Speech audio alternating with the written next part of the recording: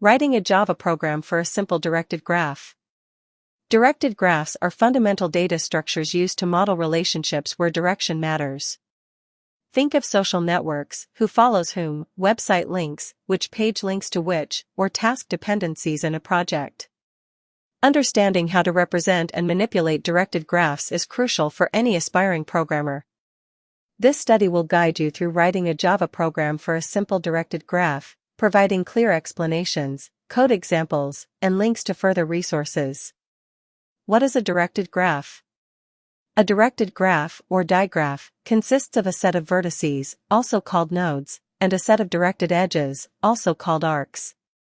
Each directed edge connects two vertices, indicating a one-way relationship. For example, an edge from vertex A to vertex B means that A points to B, but B doesn't necessarily point back to A. Key concepts. Vertex, node, fundamental unit in the graph, representing an entity. Directed edge, arc. A connection between two vertices, indicating a one-way relationship. Represented as an ordered pair, A, B, meaning an edge from A to B. Adjacency, vertex B is adjacent to vertex A if there is a directed edge from A to B. In-degree, the number of edges pointing into a vertex. Out-degree, the number of edges pointing out of a vertex. Path, a sequence of vertices connected by directed edges. Cycle, a path that starts and ends at the same vertex. Choosing a representation for your directed graph. There are two primary ways to represent a graph in Java. Adjacency matrix, a 2D array where matrix, I, J, is true if there's an edge from vertex I to vertex J, and false otherwise. This is simple to implement but can be space inefficient for sparse graphs, graphs with few edges. Adjacency list, each vertex has a list of its adjacent vertices. This is generally more space efficient for sparse graphs and is often preferred. We'll use the adjacency list representation in our example. Implementing a directed graph in Java, adjacency list. Here's a basic Java program for a simple directed graph using an adjacency list. Explanation. Directed graph class, this class represents our directed graph. Number vertices, stores the total number of vertices in the graph. ADJList, this is the core of our adjacency list representation. It's a list of lists of integers. ADJList.get, I, gives you the list of vertices adjacent to vertex I. Constructor, the constructor initializes the number vertices and creates the ADJList. It initializes each vertex with an empty linked list. AddEdge, in source, in destination this method adds a directed edge from the source vertex to the destination vertex. It simply adds the destination to the adjacency list of the source.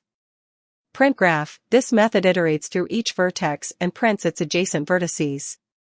Main method, this is the entry point of our program. It creates a directed graph object, adds some edges, and then prints the graph.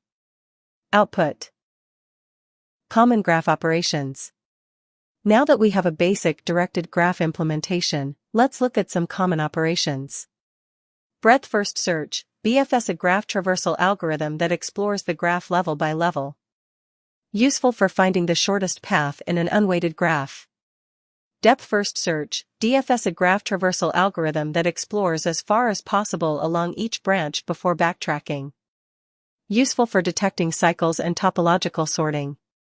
Topological sort, a linear ordering of vertices in a directed acyclic graph, DAG, such that for every directed edge, U, V, vertex U comes before vertex V in the ordering. Cycle detection, determining if a graph contains any cycles. Let's add a simple DFS implementation to our directed graph class. Add this to your directed graph class and modify the main method to call it. Output. Explanation of DFS. DFS, in start vertex, this is the public method that initiates the DFS traversal from a given start vertex. It creates a visited array to keep track of visited vertices and calls the recursive helper function DFSUtil. DFSUtil, in vertex, Boolean, visited, this is the recursive helper function. It marks the current vertex as visited. It prints the current vertex. It iterates through the neighbors of the current vertex. If a neighbor hasn't been visited, it recursively calls dfs-util on that neighbor. Further exploration and scholarly resources. This study provides a basic introduction to writing a Java program for a simple directed graph. To deepen your understanding, consider exploring these topics. Graph algorithms, Dijkstra's algorithm, shortest path, Bellman-Ford algorithm, shortest path with negative weights, minimum spanning trees, Prim's and Kruskal's algorithms. Different graph representations, explore the trade-offs between adjacency matrices and adjacency lists. Graph libraries.